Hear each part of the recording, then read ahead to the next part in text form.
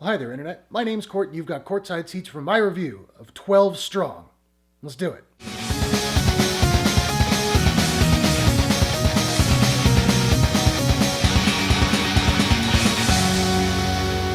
12 Strong is an action drama historical film directed by Nicolai Fuglsig and produced by Alcon Entertainment, Black Label Media, and Jerry Bruckheimer Films. The movie stars Chris Hemsworth, Shannon, Pena, Navid Negahban, Rob Riggle, and William Fichtner. 12 Strong tells the true story of the first Special Forces team deployed to Afghanistan after 9/11. Under the leadership of a new captain, the team must work with an Afghan warlord to take down the Taliban. First, let me just say, I'm giving a shout out to my buddy, the Turkey Man. He requested that I give him a shout out in this video.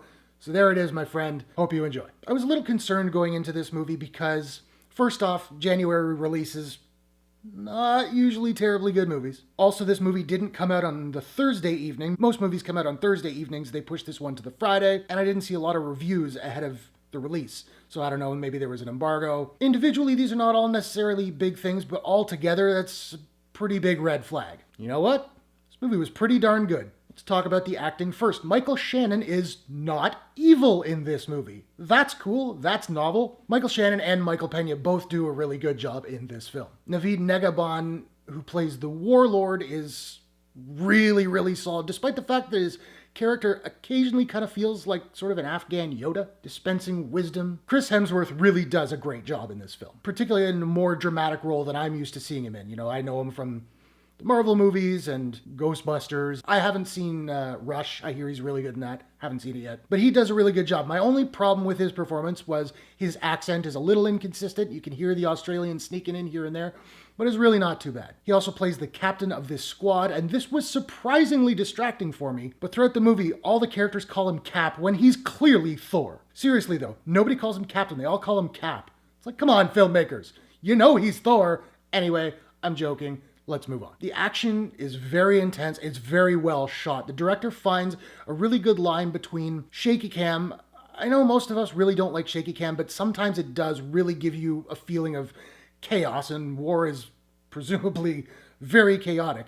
This film finds that line where there's just enough shaky cam to make you feel kind of off kilter and what have you, but also juxtaposes it with some very steady wide shots where you can really see what's going on. You also feel the violence and the impact of the gunfire and the explosions very, very deeply. The film really put me on edge, I found, and like for the rest of the day, I was just kind of off. I will also say, for a war movie, this movie isn't too like USA, USA. There are elements of that, and there had to be because this mission is a direct response to the tragedy of 9/11.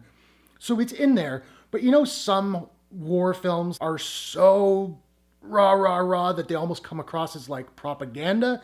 This one doesn't go that far. There's just the right amount to make it feel very authentic, but it's not beating you over the head. I also thought the score by Lauren Balfe, who I'm not familiar with, was really strong. It actually had elements of the opening of Westworld. It was kind of driving me crazy throughout the movie. I was like, I know this, where's this from? It's got a little bit of that melody, but it goes in its own places.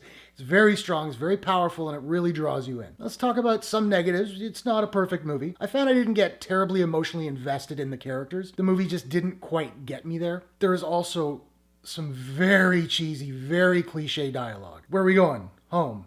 I'll follow you there. I'll follow you anywhere. Now, granted, they laugh after that and they make a bit of a joke out of it, but there's a lot of dialogue like that where they don't make jokes out of it. You're just kind of sitting there like, all right, maybe take one more pass at the screenplay. And also the death psych. You know, where you see a character and they're dead and everyone's like, ah, they're dead. And then the character's like, that's okay. You can do a death psych. You can get away with one, maybe two in a movie. They do it definitely 3, I think 4 times in this movie. Now, the fact that I was already not emotionally invested in the characters kind of made it whatever anyway. But if you're going to keep hammering that, it just cheapens it every single time. All in all, though, I really enjoyed this film. It was a hell of a lot better than expected. And of course, the credits come up and I see one of the writers was Ted Talley, who, if you don't know his name, he wrote The Silence of the Lambs. So, yeah. I would say check out this movie, and I would say check it out on the big screen because it is very beautifully shot.